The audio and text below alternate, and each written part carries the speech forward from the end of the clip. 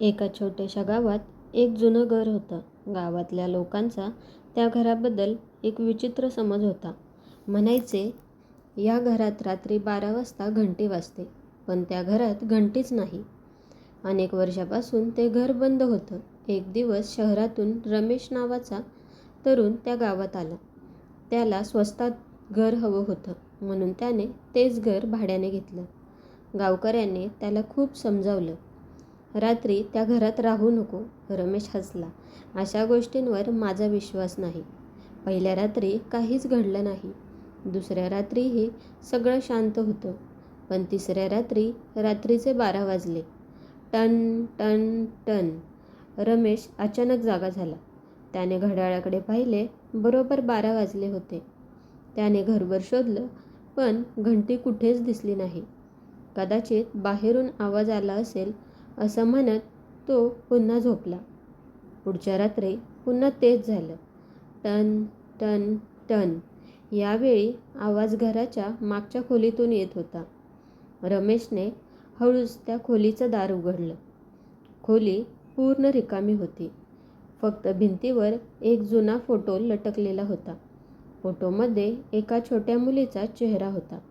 फोटोखाली एक तारीख लिहिली होती, 16 नोव्हेंबर 2006. रमेशला काहीच समजलं नाही. दुसऱ्या दिवशी त्याने गावातील एका वृद्ध माणसाला तो फोटो दाखवला.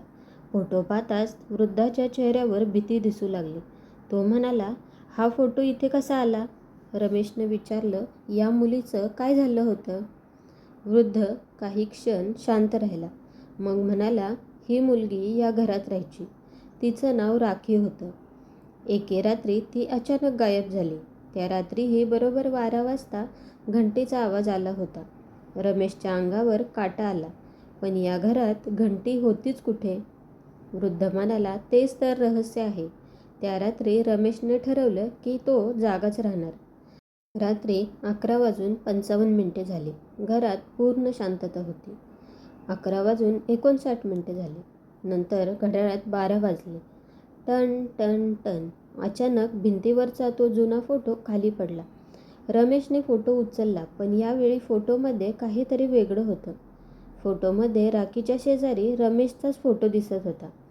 रमेश घाबरून मागे सरकला.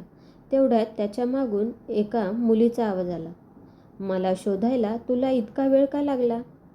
रमेशने हळूच मागं वळून पाहिलं आणि त्याच्या हातातून फोटो खाली पडला. पुढच्या सकाळी गावकऱ्यांनी घराचा दरवाजा उघडला. घरात रमेश नव्हता.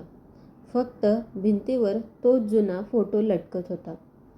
पण आता त्या फोटोमध्ये राखीसोबत रमेशही उभा होता आणि फोटोखाली आजची तारीख लिहिली होती. त्या दिवसापासून गावात एक नवीन गोष्ट सांगितली जाऊ लागली.